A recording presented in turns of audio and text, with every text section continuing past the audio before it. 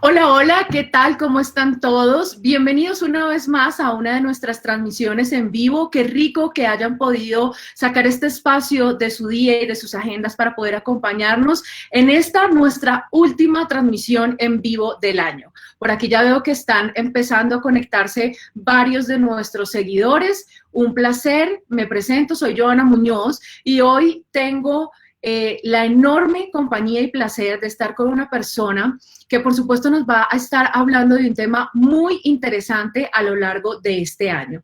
Para quienes ya nos han estado de pronto siguiendo en nuestras redes sociales, la cita de hoy es para hablar de un tema muy interesante y es cómo se comportó la economía en este año 2020 y por supuesto podemos tener algunos indicios de lo que viene para el 2021.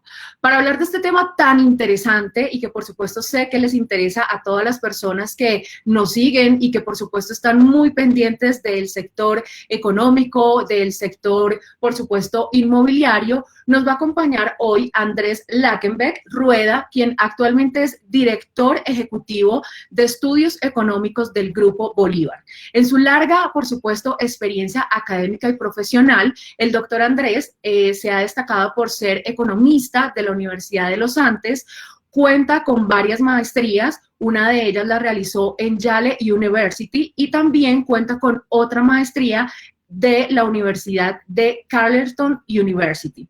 Bueno, por aquí, dentro de su larga experiencia, también les quiero contar que el doctor Lagenbeck fue vicepresidente de ANIF y la Asociación Bancaria de Colombia. Además, ha sido ejecutivo principal de la CAF, actualmente del Banco de Desarrollo de América Latina. Y además es un experto en temas de macro y microeconomía, a quien por supuesto lo recibimos con todo nuestro afecto, agradeciéndole por supuesto, doctor Lackenbeck, por haber sacado este espacio para acompañarnos esta tarde.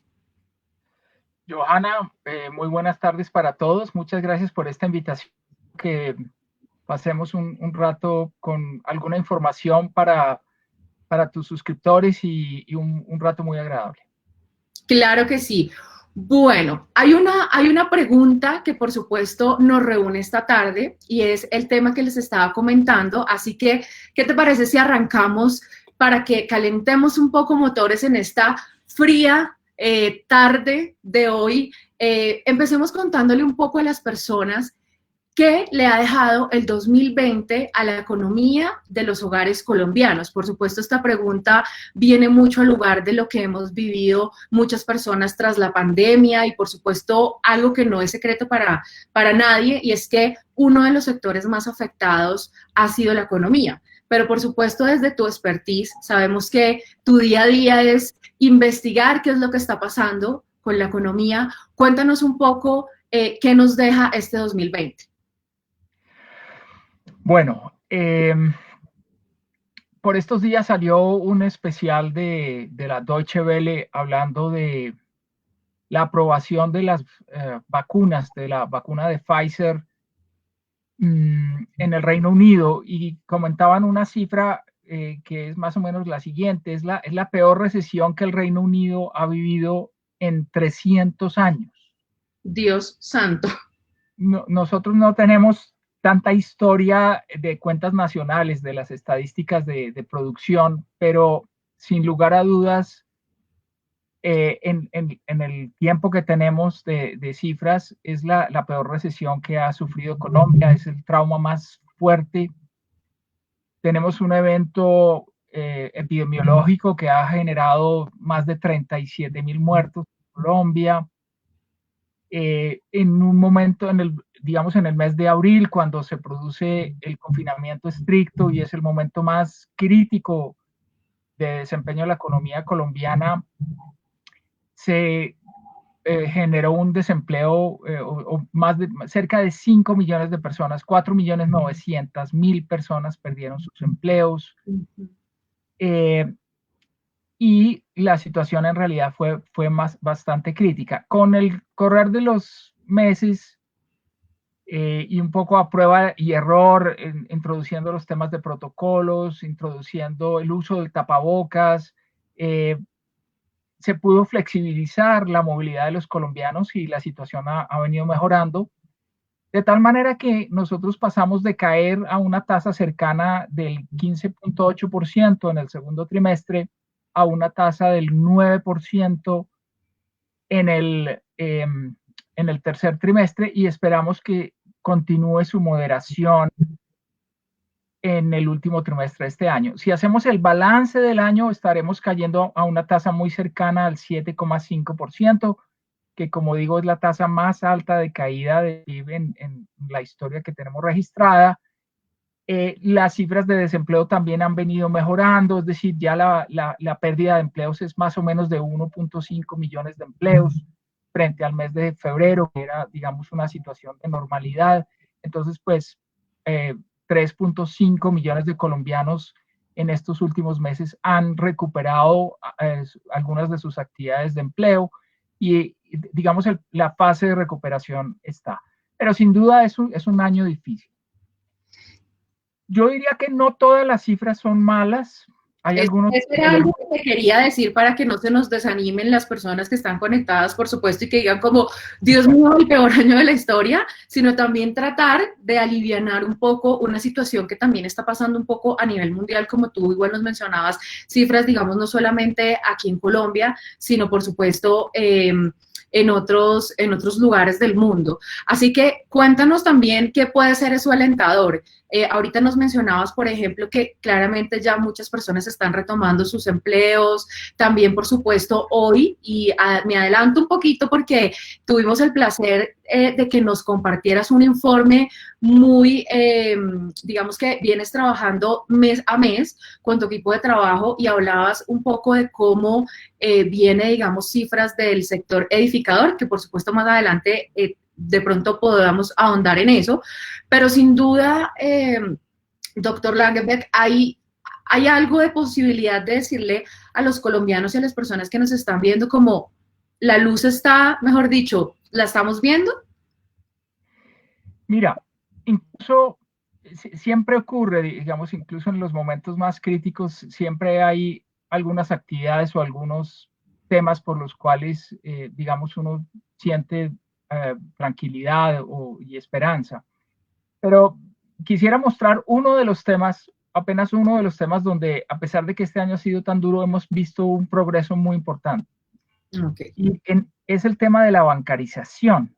En Colombia, la bancarización en los últimos 10 meses pasó del 82.5% al 85.9%. Ese aumento en la bancarización, por ejemplo, se hubiera dado en condiciones normales en 3 años. Debido a la pandemia, tuvimos un proceso acelerado de bancarización que se dio apenas en estos 10 meses. Entonces, a pesar de las circunstancias adversas, tenemos elementos positivos, tenemos algunos sectores donde la situación ha sido bastante mejor, donde incluso hay crecimientos en algunos sectores y por lo tanto hay que tener muchísimo optimismo sobre el proceso de recuperación. Y lo otro que tenemos que, lo vamos a ver seguramente más adelante, es que el año 2021 en general es un mucho mejor año para la economía en buena parte de sus aspectos, y eso con toda seguridad va a implicar una mejoría en la confianza y en el bienestar de los colombianos. Claro que sí. Además, para puntualizar un poco y recordarle a las personas que de pronto son fieles seguidoras de Cien Cuadras, podrán recordar que en nuestras últimas dos transmisiones en vivo, una fue con el viceministro de Vivienda, quien nos decía, este fue un año maravilloso en temas, por supuesto, de compra de vivienda nueva, por supuesto, a propósito de los nuevos subsidios que el gobierno ha dispuesto para los colombianos, pero además tuvimos, por ejemplo, la oportunidad de entrevistar al doctor Carlos Arango, quien es presidente de la constructora Bolívar, y nos decía, doctor Langenbeck, que en construcción prácticamente todo el tema de la virtualidad y poder ver inmuebles en 360, por supuesto poder aprovechar para cumplir ese sueño de tener casa propia, muchos colombianos lo pudieron lograr este año, pese, por supuesto, a las circunstancias que tú nos mencionas. Así es, ese es otro buen ejemplo. Más adelante vamos a ver esas ventas de vivienda y sí, precisamente el uso de las tecnologías digitales ha permitido eso. Eh, en otros sectores de la economía también, el sector de ventas de comercio al por menor, por ejemplo, se ha desarrollado muchísimo gracias a estos desarrollos en la economía digital de los últimos meses. Así que sí, hay muchos temas para destacar y eso es algo muy, muy positivo. Claro que sí, y además tengo una muy buena noticia que darle a las personas que por supuesto también se encuentran con nosotros y que están muy pendientes del sector inmobiliario porque posiblemente tienen ese inmueble, digámoslo así, quieto, porque posiblemente sus inquilinos decidieron cambiar de lugar y por supuesto necesitan, doctor Lackenbeck, no terminar el año con su inmueble sin haberlo, por supuesto, arrendado o vendido. Así que esta es la oportunidad para que las personas que necesitan poner su inmueble, por supuesto, en venta, lo hagan porque en 100 cuadras a partir de mañana les voy a decir que estén muy conectados porque tenemos una sorpresa maravillosa para ustedes y es que podrán acceder a un plan maravilloso que tenemos y es nuestro plan básico totalmente gratis. Ustedes pueden, por supuesto, poner su inmueble completamente gratis en nuestra plataforma y si lo quieren hacer con nuestro plan destacado, aquí va este regalo de Navidad por adelantado para ustedes y es que van a tener el 30% de descuento para que publiquen su inmueble, por supuesto, en nuestra movilidad de inmuebles destacados. Así que esta es una gran oportunidad de que su inmueble se venda o se arriende ya, lo más pronto posible. Así que nada se interponga en esa posibilidad de tener, por supuesto, ese cliente para tu inmueble. Bueno, por aquí continuamos. Por supuesto, con las preguntas para el doctor Langebeck, pero quiero, por supuesto, saludar a las personas que se han venido conectando con nosotros, como María Alejandra Ibarra, por acá tenemos a Ricardo Martínez, Angelina Araujo, Giselle Bernal, por acá tenemos a varias personas que ya empiezan, por supuesto, a hacernos preguntas relacionadas con este tema que estamos tratando hoy, que nuevamente les recuerdo para los que hasta ahora se conectan con nosotros, estamos hablando con Andrés Langebeck sobre cómo se comportó la economía en el 2020 y lo que viene para el 2021. Así que bueno, una de las preguntas más importantes que también muchos estarán haciendo es cómo se comportó el sector inmobiliario y la construcción este año. Ya lo había yo ahorita mencionado un poquito, pero de pronto tú con cifras o con números, como es usualmente explicarle, por supuesto, a las personas que te consultan, podríamos ver realmente cómo se comportó estos dos sectores en la economía. Bueno, desde el punto de vista de las cuentas nacionales, digamos, el sector inmobiliario es uno de los 3 sectores en la economía que ha tenido un comportamiento positivo en este año. El sector de construcción, por el contrario, ha tenido un comportamiento bastante negativo. Durante el segundo trimestre, que ya vimos que fue el de la cuarentena estricta, el sector cayó a una tasa cercana al 36%. Y en el tercer trimestre cayó a una tasa más o menos del 26%. Es una tasa que sigue siendo bastante grande. Sin embargo, quiero destacar el comportamiento de las ventas de vivienda que precisamente con esfuerzos como el de Constructora Bolívar y el que nos comentaba Carlos Arango en su charla, pues ha venido dinamizando muchísimo el mercado. Lo otro es que claramente la política de subsidios del gobierno ha sido muy oportuna. Tenemos hoy la posibilidad de tener subsidios para vivienda no bis y eso ha hecho que desde el punto de vista de dinámica de las ventas, ustedes lo ven acá, tanto la vivienda bis como la vivienda no bis, en el caso, digamos, de la bis es la línea color amarillo, la no bis es la línea gris, pues ya tenemos crecimientos positivos y no positivos, sino que son superiores al 35% en el último mes disponible, lo cual es un logro bastante interesante. Recordemos que hoy en día la mayor parte de las compras de vivienda nueva se hacen sobre planos. Entonces, los indicadores de ventas son un buen indicador líder de cómo le va a ir a la construcción, más o menos entre 12 y 18 o 24 meses después. Esta recuperación que vemos en las ventas de vivienda, tanto para BIS como para no BIS, claramente nos indican que digamos, esa situación complicada que vivió el sector de la construcción, incluso en los últimos años, no solamente en este año, pues va a tener una reversión y vamos a estar en una situación mucho más favorable en el 2021. Uno de los elementos más importantes que también quisiera destacar, además de este incremento en las ventas, en la próxima diapositiva vamos a poder ver el tema de los inventarios. Lamentablemente, como todos sabemos, en el segundo trimestre, con esta cuarentena estricta que tuvimos, pues el sector de la construcción sufrió mucho. La barrita color rojo que ustedes ven ahí es el número de metros cuadrados que se paralizó como resultado pues de la incapacidad que tuvimos de movilizarnos adecuadamente en el trimestre.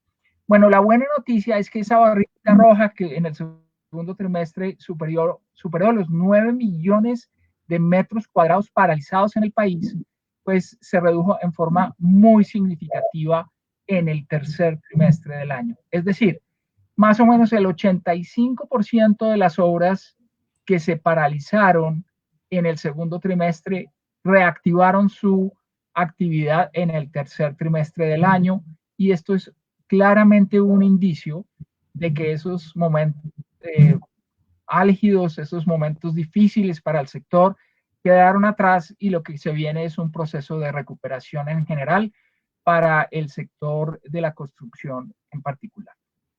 Ahora bien, ¿qué puede ocurrir o cuáles son las dinámicas de mercado? Podemos discutirlas un poco más adelante, pero sin duda lo que hemos vivido por el COVID-19 va a tener cambios estructurales en muchas dimensiones que tienen que ver con el sector inmobiliario y con el sector de la construcción. Por ejemplo, es claro que muchos de nosotros de alguna forma seguiremos trabajando en casa, así retornemos a la normalidad. La situación en las grandes ciudades, el tráfico, la congestión, los tiempos que perdemos en movilizarnos, pues muy probablemente harán que de todos modos, cuando se normalicen las circunstancias, pues decidamos trabajar más en casa. Entonces, muy seguramente debemos pensar en esas circunstancias a la hora de comprar una vivienda. Seguramente vamos a querer una vivienda en la cual tengamos el espacio para que nosotros podamos tener realmente un sitio adecuado para trabajar, para elaborar un entorno favorable para combinar ese trabajo en casa y ese trabajo en la oficina. También vamos a ver, digamos, elementos importantes en el tema de oficinas. Es muy probable que se demanden menos oficinas o menos metros cuadrados por trabajador, precisamente por esa combinación de la mezcla de trabajo en casa y el trabajo en las oficinas. Entonces, habrá segmentos que tendrán que hacer algunos ajustes en términos de la dinámica y el tamaño, por ejemplo, de las edificaciones que se construyan, pero en el caso, digamos, de la vivienda, que es, digamos, de lejos el que más valor agregado genera para el sector de edificaciones y para el sector de inmobiliario en general, pues el futuro es relativamente bueno, y las tendencias creo que van a favorecer espacios más amables con ese trabajo. Doctor Andrés, esta información es completamente importante para todos nuestros seguidores, tanto así que aprovecho para compartirte la pregunta que nos realiza Lorena Ariza, porque tú bien lo dices, posiblemente el próximo año se van a reducir las oficinas, posiblemente el próximo año no sé cuáles sean digamos que los gustos de las personas para comprar sus nuevos inmuebles, pero aprovecho para decirte la pregunta que ella nos envía, y es, ¿debería invertir en un local físico para su emprendimiento, o teniendo en cuenta todo lo que hemos venido hablando, en este caso, no solamente Lorena, sino todos los emprendedores pueden mejor seguir aprovechando y enfocarse 100% en digital para lograr, por supuesto, atraer clientes y seguir con sus emprendimientos y, por supuesto, con sus ventas? Bueno, ese es un tema que tiene muchas aristas. yo personalmente creo que, digamos, la situación que estamos viviendo en este momento significa que hay muchas oficinas para arriendo y para venta. Y creo que de alguna manera podríamos llegar a tener un mayor ajuste en precios de lo que hemos visto en meses anteriores. Entonces, si bien uno podría decir, bueno, eh, podría yo pasar a alquilar una oficina, pues realmente hay que ver la magnitud de la encogimiento que estamos viendo en precios, porque podría, dada la sobreoferta que en este momento existe de oficinas, podría ser un buen momento para comprar. Digamos, yo no descarto esa posibilidad. Creo que dependerá mucho de elementos microeconómicos que tienen que ver con el acceso. Lo otro que también tenemos que considerar desde el punto de vista puramente macroeconómico es que las tasas de interés han venido bajando en una forma muy significativa y van a permanecer bajas durante un buen tiempo. Entonces, en general, las tasas para los créditos de vivienda y los créditos para la compra de otras edificaciones son bastante bajas frente a las que habíamos tenido en el pasado, y también puede ser la combinación de bajos precios más condiciones de financiamiento que son relativamente favorables, podrían llegar a hacer que este sea un buen momento para comprar oficinas y generar, digamos, una inversión. Lo que pasa es que también tenemos que ser claros, es que muy probablemente esas inversiones que se hagan en finca raíz, en sectores como oficinas y en algunos locales, serán probablemente inversiones un poco más rentables en el mediano plazo. No es viable pensar en grandes valorizaciones en el corto plazo en estos segmentos del mercado.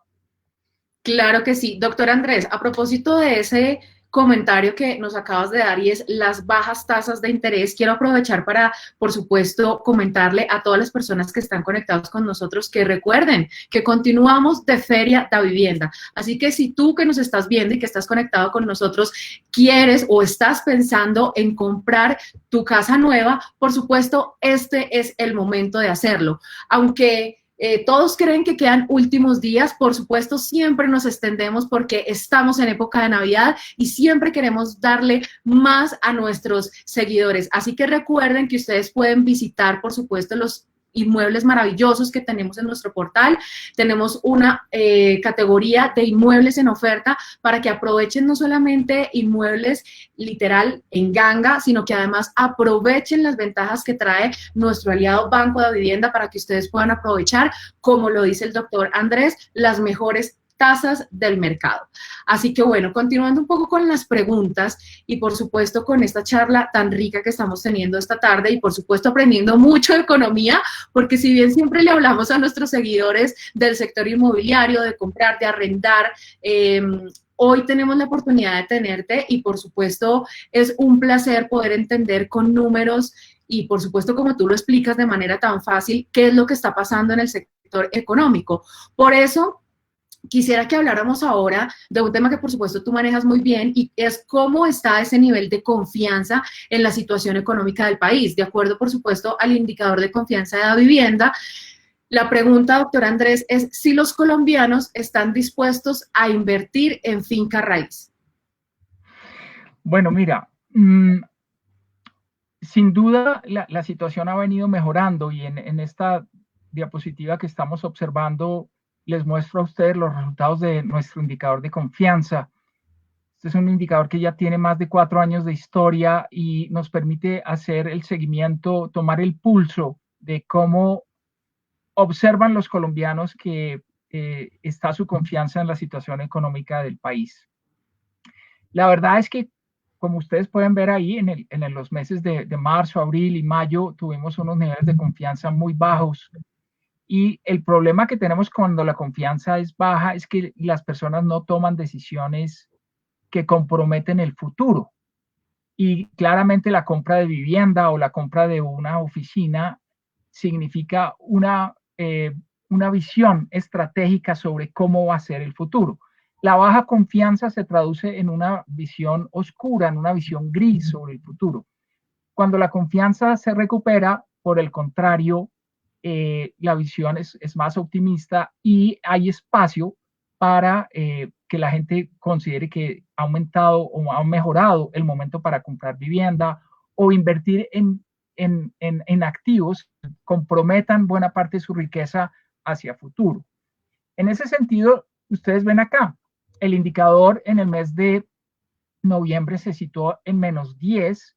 Este es digamos, es el mejor nivel del indicador que tenemos desde hace mucho tiempo, en realidad desde el mes de junio, julio del 2018. Eso significa que nuevamente los colombianos somos más optimistas, que estamos viendo con muchísimos mejores ojos lo que se viene y por lo tanto la disposición a comprar vivienda, que es una de las variables que mide, por ejemplo, Desarrollo, ha venido mejorando también de acuerdo con la evolución de nuestro indicador de confianza.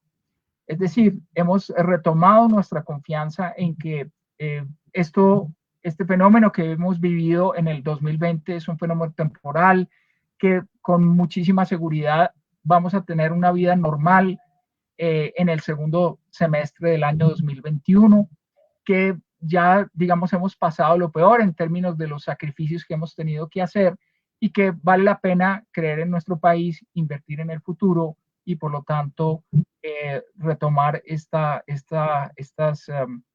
compras de vivienda.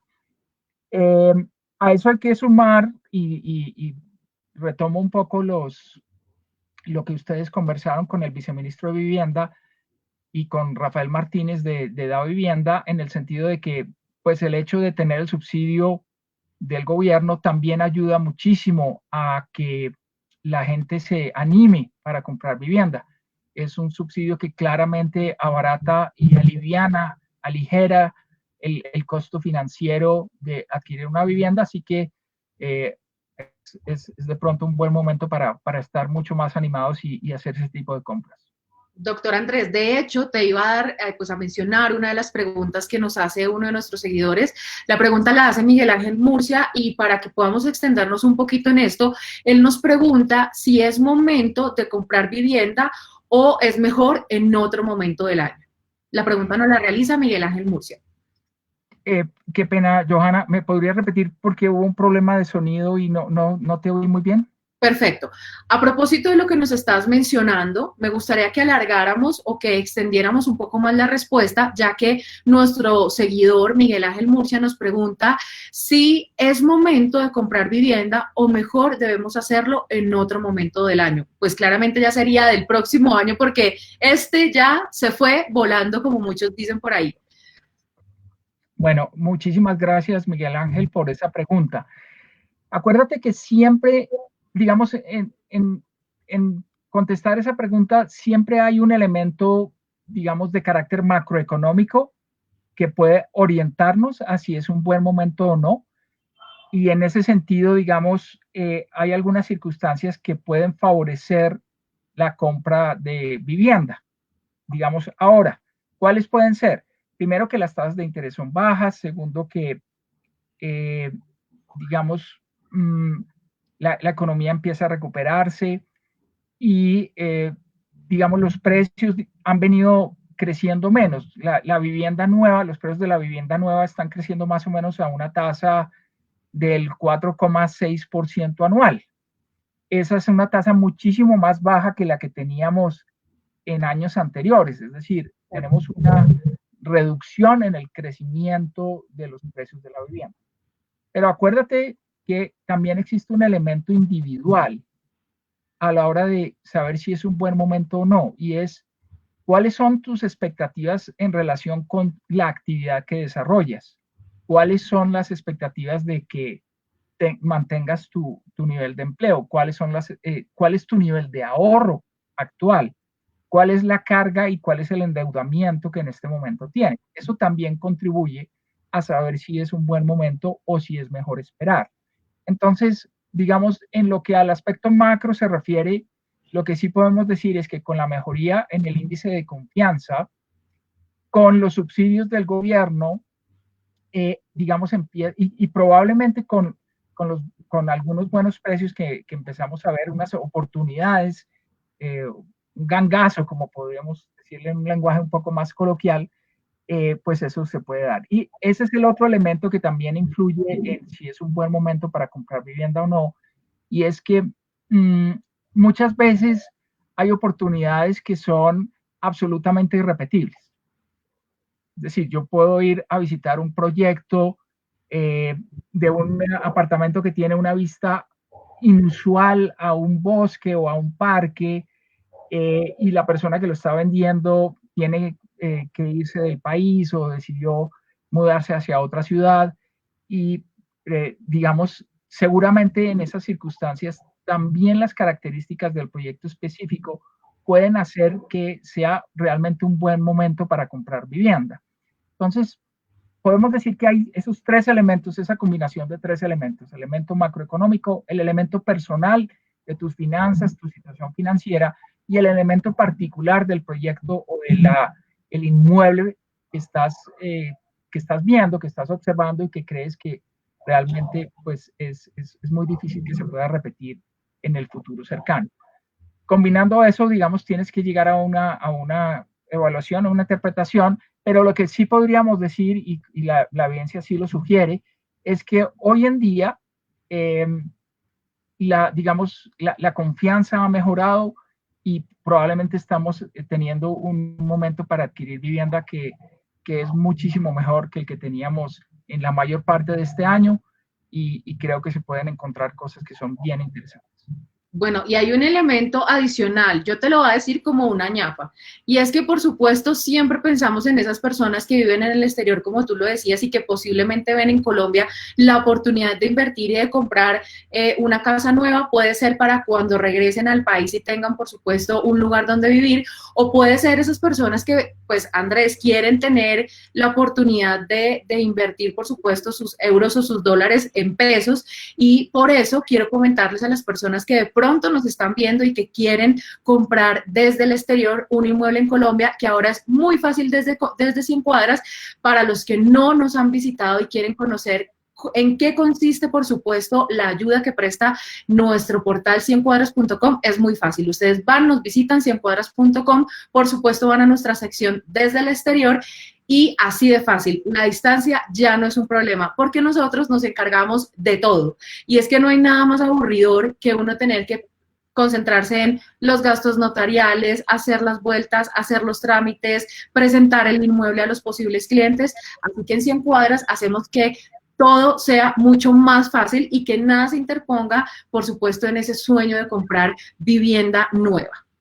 Por aquí tenemos otras preguntas muy importantes que, si bien no son del sector inmobiliario, sí son del sector económico, y por eso quiero comentarte una pregunta que me pareció muy interesante, que nos la realiza Rodrigo Cala Chávez. Él nos dice que cuando se reactiva el sector del comercio, puntualmente él habla de papelerías, pero yo creo que la pregunta de él, doctor Lagerbeck, va mucho más allá, y es cuando algunos sectores, digamos, del país que están un poco más quietos, cuándo es el pronóstico que se empezarán, por supuesto, a reactivar los demás sectores de la economía del país. Sí, muy bien, muy buena pregunta. Gracias, Rodrigo. Bueno, como todos sabemos, dentro de las actividades económicas que fueron más afectadas durante este año de pandemia, sin duda el sector de servicios fue seriamente afectado. El sector, digamos, y dentro del sector de servicios, como temas como la hotelería, temas como la diversión, el esparcimiento, los gimnasios, eh, los partidos de fútbol, todo ese tipo de eventos masivos fueron muy afectados. El sector de comercio también lo fue. El sector de comercio ha sido uno de los más afectados en la economía, después del sector de servicios, el sector de restaurantes y hoteles. El sector de comercio es el que sigue, digamos, en términos de mayor afectación. Sin embargo, digamos, en el sector de comercio hemos encontrado una dualidad hasta ahora. Muchos de los establecimientos de comercio que venden alimentos y bebidas, pues han tenido muchísimo mejor comportamiento que otros sectores o subsectores del sector de comercio. En este momento, diríamos que los subsectores más afectados en el sector de comercio corresponden a aquellos que venden bienes semidurables. Por ejemplo, los que venden calzado, los que venden trajes y vestidos, pues han sido unos de los más afectados. El sector, digamos, que mencionas, el sector de papelerías, yo pensaría que es uno de los sectores que está en una situación intermedia. No le ha ido tan bien como a los subsectores de comercio en alimentos. La gente, digamos, algo de lo que vivimos con la pandemia es que la gente reemplazó las comidas en restaurantes por las comidas en la casa, y en esa medida está comprando más alimentos, gastando menos en restaurantes, pero más en alimentos. En el caso de las papelerías, yo pensaría que está en una situación intermedia, es decir, no está en una situación tan difícil como el subsector de prendas de vestir y calzado, que fue uno de los más afectados, pero tampoco está en una situación tan buena como el subsector de ventas de alimentos. Yo pensaría que en general el sector de comercio es uno de los que más va a crecer. En nuestras estimaciones en Davivienda hemos considerado que el sector de la industria junto con el sector de comercio van a ser los dos sectores líderes en el comportamiento sectorial en el 2021. Y pienso que sin duda la llegada de nuevas vacunas, esta inmunidad de rebaño que de todos modos se ha ido generando en el país, especialmente en algunas ciudades como Leticia, Barranquilla, ciudades que en algún momento tuvieron, digamos, muchos casos en términos del COVID y que ahora pues ya digamos, han pasado lo peor. Existe cierta inmunidad, esas ciudades empiezan, tú ves que empieza el sector de comercio empieza a retomar su dinámica, y el año 2021 va a ser el año de la consolidación de esta tendencia, donde todos los pronósticos sugieren que vamos a tener una vida bastante normal en el segundo semestre de ese año. Bueno, pues ojalá sea. Esa es una de las mejores noticias que nos has podido dar desde que arrancó esta transmisión, quiero decirte. Porque es como ese respiro que muchas personas quieren, como, uy, de pronto ya están cansados de la pandemia, de pronto ya están un poco asfixiados, pues de estar también en casa y de no tener su vida normal. De hecho, por eso quisiera preguntarte para que pudiéramos ahondar un poco más en esos pronósticos del 2021, ¿cuáles son esos retos o esos riesgos que presenta, por supuesto, el próximo año para nuestra economía? Bueno, hay varios desafíos que de todos modos tenemos que enfrentar en el 2021. Y es bueno que seamos conscientes de que esos desafíos existen. Tampoco es bueno llevarse por un optimismo exagerado, pensando que todos nuestros problemas se van a solucionar el próximo año. Uno de los elementos que sin duda vamos a tener presente con nosotros es el tema de la reforma fiscal. Durante el año 2020, el gobierno ha gastado mucho, ha hecho un gran esfuerzo, ingentes recursos se han ido a través de programas como Ingreso Solidario, la devolución del IVA a la población más pobre, Familias en Acción, Jóvenes en Acción. En el caso de Ingreso Solidario, muchísimos hogares en Colombia están recibiendo transferencias de 160.000 pesos mensuales, que les ayuda a la compra de alimentos y a pasar, digamos, los momentos más duros. Eso sumado, digamos, a la reactivación que estamos viendo ya más recientemente, significa que ese ingreso complementario, esas transferencias del gobierno están ayudando mucho a mejorar la situación de las personas. De todos modos, la cuenta por ese gasto que se está emprendiendo en este año, la vamos a tener que pagar en los próximos años. También hay que recordar que con la recesión que tuvimos en el 2021, el recaudo del gobierno de impuestos cayó. La gente pues compró menos y pagó menos IVA. Las empresas tienen menos utilidades y van a pagar menos impuestos en el próximo año. Y en esa medida la situación fiscal del país se ha venido deteriorando. Entonces, es el año 2021, como lo ha dicho el ministro de Hacienda, es el año de una reforma tributaria y seguramente vamos a tener que pagar más impuestos. Todos los colombianos vamos a tener que poner nuestro granito de arena en la solución de ese problema fiscal. No podemos seguir endeudándonos en forma indefinida. El otro elemento que creo que es importante tiene mucho que ver con es muy probable, digamos, antes de la pandemia y en alguna forma en el 2020 también lo vimos, tuvimos unos meses relativamente agitados en términos de manifestaciones sociales, marchas, ¿no? Es probable que eso también lo tengamos en el 2021 porque Claro. seguiremos con tasas de desempleo que de todos modos son relativamente altas. Alguna población pues tiene inquietudes y tiene situaciones económicas que son difíciles. Entonces es probable que uno de los riesgos que tengamos para el próximo año es que esa presencia de marchas y manifestaciones pues siga dándose.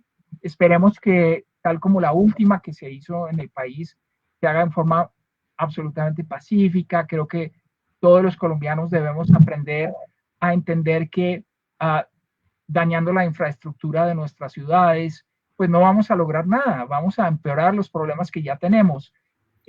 Arreglar una estación de Transmilenio o arreglar un poste que es tumbado, pues lo que implica es que vamos a retrasar nuestro proceso de recuperación. Entonces, hagámoslo en forma pacífica, todos tenemos el derecho a reclamar, pero hagámoslo en formas en que se puede mejorar la situación y no empeorarla.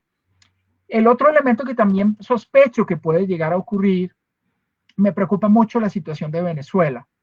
Venezuela es De hecho, un país justo vecino. iba como a preguntarte justamente por eso, porque en días pasados cuando tuvimos como la oportunidad de hablar, tú nos mencionabas que por supuesto ahora cuando, digamos, volvamos a tener todos los factores de la economía en proceso, por supuesto, de desarrollo, posiblemente vamos a volver a tener, digamos, migración pues de hermanos venezolanos que finalmente ven como la posibilidad de mejorar su calidad de vida en nuestro país. Sí, así es, Johanna. Y tú creo que dijiste una palabra que me gusta, dijiste los hermanos venezolanos. Yo soy de los colombianos que Colombia tiene que estar muy agradecida por lo que hizo Venezuela, cuando en los años 60, 70, 80, buena parte de la población colombiana migró hacia Venezuela por ser un país de las oportunidades. El boom petrolero generó muchas oportunidades de ingreso para los colombianos.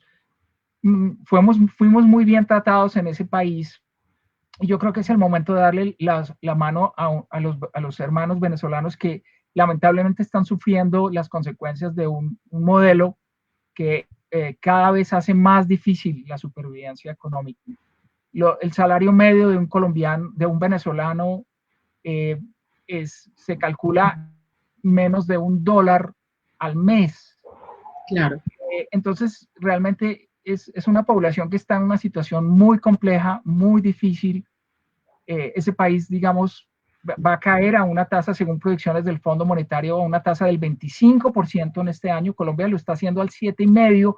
Y miren la situación en que estamos. Venezuela está cayendo al 25% y se prevé, según la misma institución, que el próximo año siga cayendo a una tasa del 10%, un poco más moderada, pero igualmente una tasa muy, muy fuerte. En esa medida pienso que los venezolanos seguirán saliendo de su país y creo que tenemos el compromiso de tratar de ayudarlos a que pasen, digamos, si Colombia es su sitio de paso, a que sea de la mejor forma y ser solidarios con ellos porque son seres humanos, compartimos mucha historia, muchas costumbres y es muy importante que eso sea así. Claro. También quisiera mencionar que tenemos otro riesgo y es hasta ahora, digamos, Colombia no ha vivido lo que podríamos llamar una segunda ola por el COVID-19. Si ustedes se fijan, las cifras de muertos de COVID han sido muy estables en las últimas semanas, más o menos, algo menos de 200 muertos por día, que es una situación lamentable, pero digamos las tasas han estado estables. Pero en Europa en este momento, creo que todos lo somos conscientes, y en Estados Unidos tenemos una segunda ola, donde se ha llegado a nivel mundial a tener unos 10,000 muertos diarios, que es muy superior a lo que llegamos a tener en el mes de marzo y abril. O sea, la segunda ola del COVID-19 está atacando fuertemente a los países desarrollados. yo tengo la hipótesis de que con lo que pasó en los países emergentes, especialmente en América Latina, el impacto de la segunda ola va a ser menor en nuestros países. Pero no, yo no soy epidemiólogo, no tengo la absoluta seguridad de que eso ocurra. Claro. Entonces, no debemos olvidar que el virus está todavía, que el virus existe, que los riesgos están ahí y por lo tanto tampoco podemos llegar a una situación de simplemente de despreciar o ignorar esto. Tenemos unos protocolos que nos ayudan a que la situación sea muchísimo más llevadera en términos de movilidad, el uso del tapabocas, actividades que definitivamente no se pueden realizar. Así que cumplamos con eso y creo que todos vamos a ser beneficiados de esa disciplina y de esa situación. Así es. Yo creo que China es un ejemplo de alguna manera para el mundo en eso. En Colombia, yo mencioné que tenemos más de 37.000 muertos. En China, que es un país de 1.400 millones de habitantes, tenemos apenas 4.700 muertos. O sea, hay muchísimos más muertos en Colombia que en China por el COVID-19. Y en hay muchos factores que influyen en eso, pero también el tema de la disciplina ayuda. Si hay algo que tienen los chinos es disciplina. Creo que si nosotros somos un poco más disciplinados, pues vamos a contribuir a que todos estemos mejor. Claro, y acá también el mensaje es que se viene una época de celebraciones, de festejos, de estar en familia, de hacer literal, como muchos decimos, pues la fiesta. Y también aprovecho pues para recordarles que la casa es el mejor espacio donde podemos tener, disfrutémosla y pues por supuesto tratemos de sacarle el mejor provecho a la tecnología. Podemos hacer por supuesto reuniones virtuales o tratar de cuidar por supuesto a las personas que más están sufriendo de esta pandemia y son por supuesto las personas de la tercera edad. Fíjate, doctor Lackenbeck, que hace un tiempo los niños no estaban en riesgo y de un tiempo para acá pues hemos tenido cifras en aumento, por ejemplo, de niños que también se han contagiado con el virus y por supuesto cualquiera de nosotros no está pues por supuesto exento de que nos pueda llegar este virus. Yo quisiera compartirte dos comentarios que me parecen muy interesantes antes de pasar con la pregunta que nos hace Julián Peña. Quiero cerrar un poco el tema que estábamos hablando ahora de Venezuela y bueno, por aquí tengo dos mensajes que nos envía Carmen Lozano. Ella dice: son nuestros hermanos y no podemos discriminar. Cuando el conflicto armado interno de nuestro país, por supuesto, hubo muchos, ella dice muchos, bueno, creo que tuvo un tema como de tipeo, no lo entiendo muy bien, pero ella dice que muchos colombianos fuimos desplazados y tuvimos que buscar, por supuesto, refugio en Venezuela. En este momento son los venezolanos quienes, por supuesto, buscan refugio en nuestro país. Y cierro con una pregunta que nos realiza por aquí Andrés Ávila. Él nos pregunta: ¿qué tan favorable sería la dolarización por parte de Venezuela? Bueno, la dolarización en Venezuela ha sido un proceso que se ha venido dando. Hay dos formas de dolarizar a un país.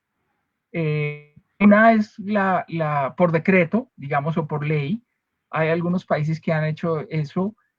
Los dos tal vez más conocidos son El Salvador en 1990 y Ecuador, que pues digamos lamentablemente por desorden macroeconómico y sobre todo monetario, especialmente precedidos de grandes emisiones de dinero, han tenido que dolarizar. Y la otra es la dolarización espontánea que vemos en algunos países centroamericanos y que estamos viendo en Venezuela, que es la que se da simplemente porque la gente no tiene confianza en su moneda, porque la moneda puede perder valor día a día. Si yo recibo bolívares hoy y compro un bocadillo, pues mañana ese bolívar, en lugar de comprar un bocadillo, compra medio bocadillo. Entonces, cuando eso ocurre, por siempre asociado a una irresponsabilidad de la autoridad monetaria, pues la gente desplaza la moneda mala por una moneda buena. Y eso es lo que hemos visto en el caso venezolano. Yo creo que el presidente Maduro, digamos, a principios de este año, celebraba un poco ese tema de la dolarización sin darse muy bien, sin darse cuenta. La dolarización es una medida extrema, es una medida que tiene costos, ¿sí? Eh, ¿Por qué? Porque un país que no tiene control sobre su moneda está más expuesto a los cambios en los precios internacionales de sus materias primas.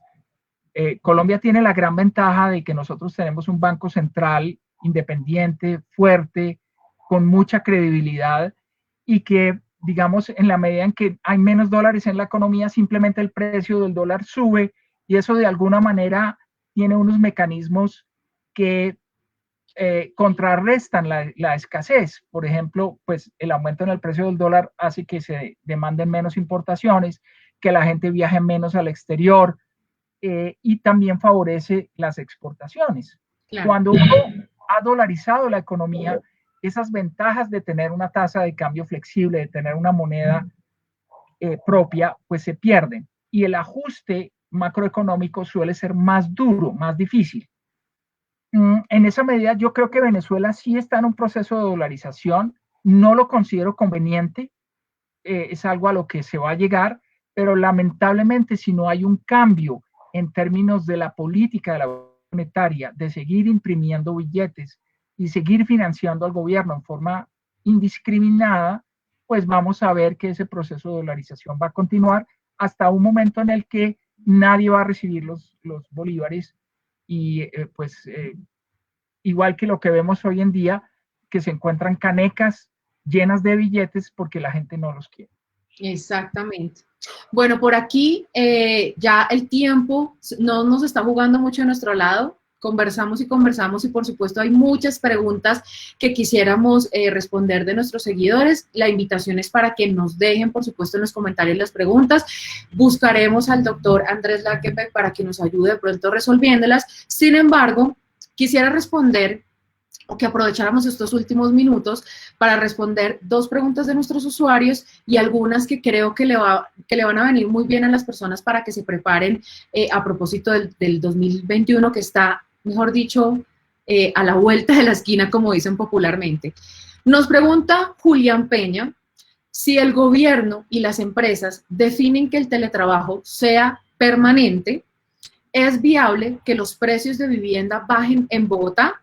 Pero dice se encarezcan en otras ciudades y también nos pregunta si es momento de vender la casa de Bogotá, si es momento de vender casas en Bogotá o si debemos mejor esperar.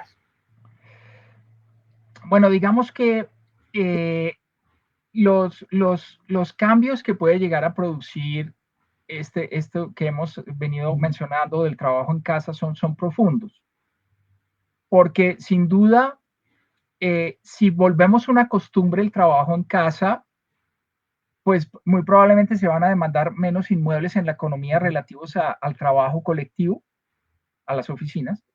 Va a aumentar en los espacios. Es probable que, que necesitemos unos espacios, ciertos espacios más grandes en las casas, más cómodos para trabajar. De hecho, también hay que recordar que en realidad el teletrabajo es una forma de trabajo regulada por el Ministerio del Trabajo y que estamos en este momento trabajando en nuestra casa muchos la mayor parte de los colombianos que lo podemos hacer desde la casa bajo unas condiciones un poco más laxas en términos de las exigencias que usualmente se requieren para el trabajo en casa. Pero el trabajo en casa exige espacios amplios, bien iluminados, exige, digamos, muebles ergonómicos, lo que tenemos en la oficina, pero ya vuelto hacia la casa, y eso requiere también espacios. Entonces yo pensaría que ese es un fenómeno que se da sobre todo en las grandes ciudades, donde vamos a ver el impacto de esa nueva vida eh, con menor desplazamiento hacia los sitios de trabajo. No creo que se restrinja exclusivamente a Bogotá. Pienso que en general es un fenómeno que vamos a ver en las grandes ciudades, pero hay que recordar que más o menos Bogotá es el 60% de las oficinas que se construyen en Colombia. En ese sentido, sí, especialmente en Bogotá puede ser un poco más fuerte la tendencia que en otras partes del país. Claro que sí. Hay una pregunta muy interesante antes como de cerrar con una última, que es la que les comenté al comienzo de nuestra transmisión, y es que vamos a hablar del sector edificador, lo que viene para el 2021, pero una de las preguntas que quizá muchos colombianos nos hacemos, doctor, es si en el 2021 será, por supuesto, un año pues para invertir, además que quisiera también poder aprovechar para preguntarle si el incremento en el salario mínimo podrá impulsar la economía del país en el próximo año. Bueno, esa es una muy buena pregunta. Y aquí yo diría que no, recordemos que la sociedad en la que vivimos es una sociedad donde la mayor parte del empleo lo generan las empresas. Entonces, aumentar el salario mínimo en una forma excesiva, si bien aumenta el poder de los empleados, el poder de compra de los empleados, también puede afectar la situación competitiva de las empresas. Por el COVID-19, muchas de las empresas en Colombia están en una situación difícil. Y el próximo año, cuando se normalice, digamos, el pago de los créditos de las empresas, pues también vamos a tener algunos meses de muchas dificultades. En ese sentido, mi llamado es más bien a que el gobierno haga eh, sea muy consciente de que las empresas no se benefician en forma tan clara por el aumento en los salarios, que más bien puede haber una pérdida de competitividad en muchas de esas empresas que ya tienen una situación financiera compleja. Y yo lo que espero y estoy seguro que así va a ser, es que vamos a tener un reajuste del salario mínimo que es bajo. La productividad este año ha sido negativa, o sea que es uno de los componentes más importantes para reajustar los salarios, y la inflación también es baja. Entonces, tenemos que ser conscientes de que los aumentos en salarios que vamos a tener para el 2021 son muchísimo más bajos en comparación con los que vimos en años anteriores. Y si bien vamos a recibir mucho menos, también creo que tenemos que agradecer el hecho de que el gobierno piense en la salud de las empresas. Es parte, digamos, nosotros no podemos estar bien si las empresas están mal, y las empresas no pueden estar si nosotros estamos mal. Entonces es un equilibrio donde seguramente el incremento en salario mínimo va a ser bastante responsable y mucho menor que el que hemos visto en años anteriores. Claro que sí. Bueno, yo les dije para los que están desde el comienzo con nosotros que hoy, por supuesto, habíamos publicado en nuestro blog un contenido muy interesante que creamos, por supuesto, de la mano del doctor Andrés Lagenbeck, para quienes después de esta transmisión quieran ir a leerlo, y por supuesto se los súper recomiendo. Es un contenido que habla sobre cómo va cerrando este 2020 en cuanto al sector edificador. Pero aprovechando que te tenemos todavía acá estos últimos minutos valiosos y sagrados para nosotros, doctor Andrés, una pregunta que posiblemente también muchos nos estamos haciendo, y es, ¿qué se espera del sector edificador en el 2021? Bueno, las noticias son en general buenas, como digamos ya vimos las ventas, gracias a esta revolución digital, se han venido recuperando incluso con la falta de movilidad que todavía tenemos. Y las ventas de hoy significan mayor actividad del sector de la construcción hacia futuro. El otro elemento que también estamos viendo es que como muchos de los proyectos se retrasaron por efecto de la cuarentena, en realidad las entregas que vamos a ver en el 2021, las entregas de proyectos, pues se van a acelerar, porque los proyectos que se pensaban entregar en este año realmente se van a pasar para el próximo año. Entonces, creo que el sector de la construcción va a tener un comportamiento positivo.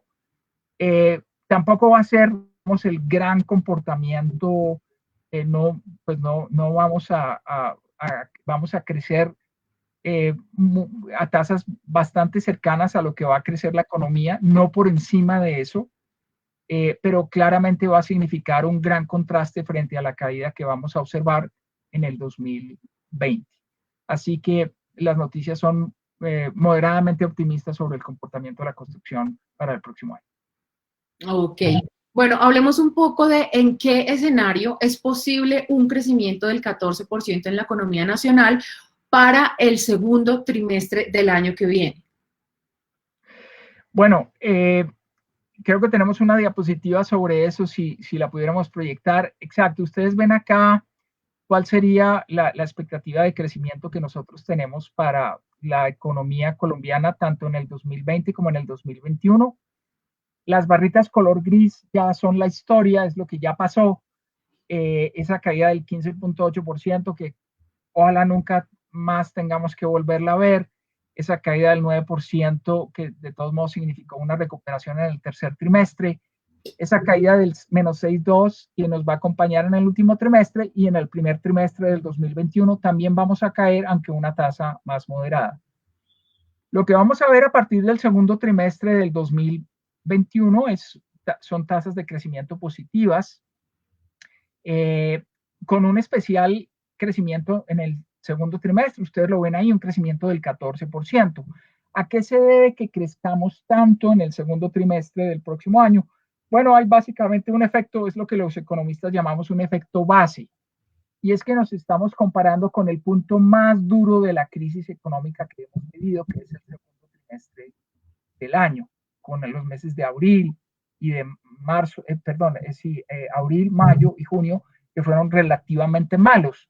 Entonces, claro, cuando uno, ya sabemos que la actividad económica se ha venido recuperando, pero cuando uno se compara con el valle que tuvimos en el segundo trimestre, pues obviamente vamos a ver una cifra bastante gruesa, bastante grande, que creo que además va a generar bastante optimismo en términos de crecimiento económico. Ese 5.3% de todos modos está sujeto a muchos eventos y a muchos riesgos. Yo ya mencioné, hemos supuesto en este análisis que no vamos a tener unos confinamientos fuertes en el próximo año, que la situación de la segunda ola en realidad prácticamente no se va a dar en nuestro país. Ojalá que ese supuesto sea correcto y que nos permita llegar a ese 5.3% de crecimiento, que sin duda sería un alivio para todos los colombianos. Claro que sí. No podríamos despedirnos de este espacio y por supuesto dejarte ir con esas palabras maravillosas que tú tienes para motivar, por supuesto, a las personas que todavía continúan conectados con nosotros. Así que para despedirnos, en una palabra, cuéntanos cómo se comportó la economía en el 2020 y en otra, cómo describes lo que viene para el 2021. Bueno, yo diría que si solo me dejas una palabra para cada año, yo diría que en el 2020 deberíamos hablar de una palabra que se llama sacrificio, y en el 2021 una palabra que se llama esperanza. Maravilloso. No esperábamos, por supuesto, menos de ti, porque estas palabras no solamente nos muestran una realidad que estamos viviendo, pero nos reconfortan. Y por supuesto, la esperanza es lo que muchos colombianos necesitamos para ser optimistas, para seguir adelante. Y como siempre nos hemos caracterizado en otros países, somos unos berracos y unos luchadores, y por supuesto que de esta salimos. Así que nada nos detenga. Andrés, muchas gracias, de verdad, en nombre de todos Encuadras, de todo nuestro equipo de trabajo, estamos felices de haberte tenido esta tarde con nosotros. Por supuesto, a nuestra audiencia que siempre es fiel a nosotros y nos acompaña. Por supuesto, esperamos tenerte en una próxima oportunidad y seguir contando con tu maravillosa experiencia en los informes que nos compartes para que toda esa información viva en nuestro blog. Johanna, ha sido para mí un rato muy agradable estar con ustedes el día de hoy. Por fortuna ya tenemos un poco más de sol, ya es cierto. más luz, así esperamos que se comporte la economía.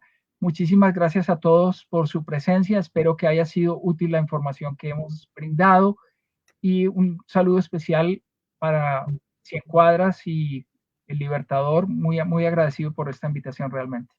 A ti, mil gracias. Esperamos tenerte muy pronto nuevamente por aquí.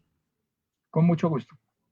Bueno, y a todos ustedes, a todos los que por supuesto nos acompañaron esta tarde maravillosa, quiero de verdad extenderles nuestra mayor y sincera agradecimiento por todo lo que han hecho en estas transmisiones en vivo y es acompañarnos. Su compañía para nosotros es muy valiosa. Esta es nuestra última transmisión en vivo del año, pero recuerden que seguimos trabajando para que el sector inmobiliario, por supuesto, de la construcción y la vivienda, se siga moviendo y por eso recuerden, vayan y desen una vueltica por la Feria de Vivienda, que tiene muchos inmuebles disponibles con unas tasas maravillosas para que ustedes aprovechen y hagan ese sueño realidad de tener casa propia.